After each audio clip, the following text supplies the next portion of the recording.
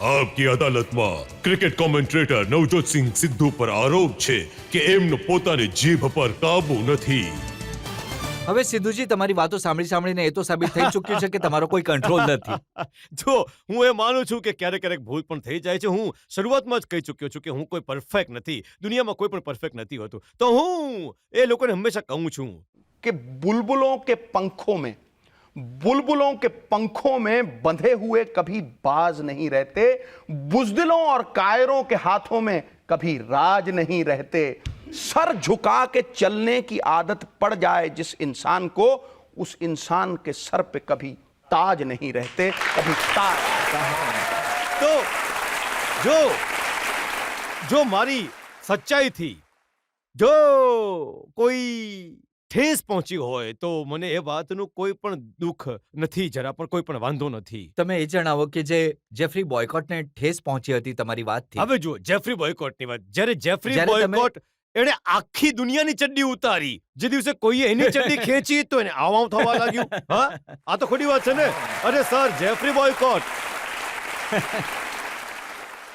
અને હું સર જેફરીને એટલી ઇજ્જત આપતો હતો. પહેલા 15 દિવસ જ્યારે હું કોમેન્ટ્રી કરવા ગયો તો મેં એટલી ઇજ્જત આપી હતી સર એટલી જેફરીને. ઇજ્જત આપી કે તમે શિલ્પા શેટ્ટી સાથે એમનું નહીં, નામ નહીં, નહીં, હું કહું છું મેં એમને એટલી ઇજ્જત આપી, પણ એ સમજ્યા જ નહીં એ વાતને. એમણે વિચાર્યું કે ના, નાનકડો છોકરો છે, હવે આને માધ્યમ બનાવીને હું લોકોને હસાવું અને આને નીચો બતાऊं. હવે जिन्हें हम हार समझे थे गला अपना सजाने को, वही अब नाग बन बैठे हमारे काट खाने को. આ તો ખોટું થઈ ગયું ને. તો મેં કહ્યું ભાઈ નવજોત સિંહ, હવે તું એકદમ ઠીક બનીને જા અને હવે લોહાને લોહું કાપશે, જોઈ લેજો. હવે તો એ દિવસોમાં સર જેફરી શિલ્પા શેટ્ટી પર લટ્ટુ હતા. હવે મારો તો કોઈ વાંક નથી ને. હવે એ બુઢી ઘોડી લાલ લગામ થઈ જાય તો મારો તો કોઈ વાંક નથી. તો હું ગયો, મેં કહ્યું sir Jeffrey, Shilpa smiles at you because she thinks you are her father best friend. તમે એમના પિતાના તો હાલી ગયો, તમતમાવી ગયો, કહેવા લાગ્યો નહીં, એવી કોઈ વાત નથી. I am very young, look at my head. અંગ્રેજી ચાલી શકે છે? જી, બિલકુલ.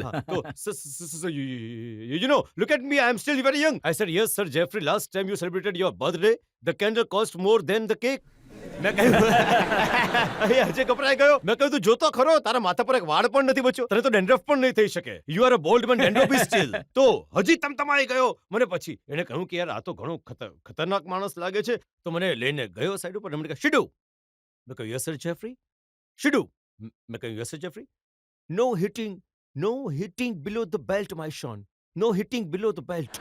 મેં કહ્યું, old man, you hit me below the belt and I go 6 inches below that. You understand? You understand?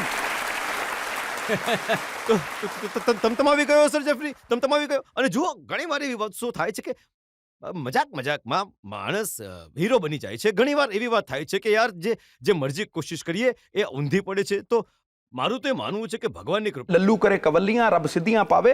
હું તો સર જેફરીને આજે પણ હીરો માનું છું, પણ ઇજ્જતની ઉપર કોઈ રમત નહીં થવી જોઈએ. દરેક માણસને એક સેલ્ફ એટિસ્મેશન હોય છે અને એ રહેવું પણ જોઈએ. મને એક વાર યાદ આવે છે, અમે લોકો સુપર સિલેક્ટર રમતા હતા અને હું હંમેશા જીતી જતો હતો અને હંમેશા કહેતા હતા, he is lucky and I am unlucky, he is lucky, I am unlucky. અરે બરોબર, આ કોઈ વાત થઈ? હવે જ્યારે ચોથી પાંચમી વાર થયું ને તો મને એવોર્ડ આપ્યો હર્ષા ભોગલે. આટલો મોટો કપ મને બોલાવીને આપ્યો. તો એમણે સર જેફરીને બોલાવીને પૂછ્યું કે sir Jeffrey, 1 8 4 7 time in a row, what do you say? Is a lucky? I am unlucky. મેં કહ્યું yes sir Jeffrey, you are so unlucky. Even if somebody throw you in a battle of nipples, you will still come out with sucking your thumb.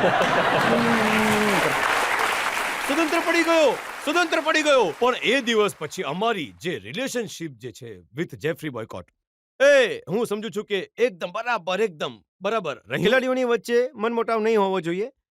પણ જો આપણે પાછળ જોઈએ તો પ્રભાકરે તમારી ઉપર ઘણા આરોપો લગાડ્યા અને તમે પોતે ઇંગ્લેન્ડનો પ્રવાસ અઝરુદ્દીન સાથે મનમોટાવના કારણે વચ્ચે છોડીને આવી ગયા. હું રિટાયરમેન્ટ લઈને આવ્યો હતો ત્યાંથી અને મેં આવીને કોઈના વિશે પણ એક શબ્દ સુદ્ધા નથી સિદ્ધુ બોલ્યો. સાહેબ, અને હું વાત હંમેશા સાચી છે કહું કે છું, તમે અઝરુદ્દીન સાથે શું થયું હતું, સંદીપ પાટીલ સાથે શું થયું હતું, તમે ક્યારેય નથી કહ્યું. પણ પાછળથી તમારી ક્યારેય અઝર સાથે મુલાકાત થઈ, સંદીપ પાટીલ સાથે હું કહું મુલાકાત છું, થઈ? હંમેશા મળું છું, મોટા ભાઈની જેમ મળું છું, ગળે મળીને મળું છું અને અઝરુદ્દીનને હંમેશા ડિફેન્ડ કરું છું. જ્યાં પણ મારી લડાઈઓ થઈ છે શોઝ ઉપર, મારા મમના ક્યારે પણ કોઈ મલાલ નથી અને આજે પણ અઝરુદ્દીનને હું મારો મોટો ભાઈ માનું છું.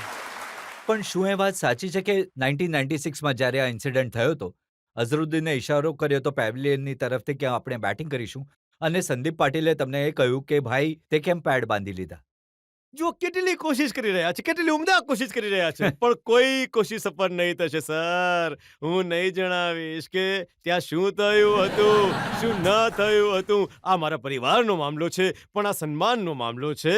મારા પરિવારનો દરેક સદસ્ય છે. હું એમના સન્માનની કદર કરું છું. એમને આજે પણ પ્રેમ કરું છું. અઝરુદ્દીન મારો મોટો ભાઈ જ છે અને રહેશે. સિદ્ધુજી વધુ એક બ્રેક માટે રોકાઈશું અને બ્રેક બાદ વાત કરીશું એ વિશ્વાસોની જે તમે કરો છો, એ અંધવિશ્વાસોની જેના પર તમને વિશ્વાસ હા, છે. તમારું કહેવું છે, તમારી મરજી છે, કહો. कुछ तो लोग कहेंगे, लोगों का काम है कहना.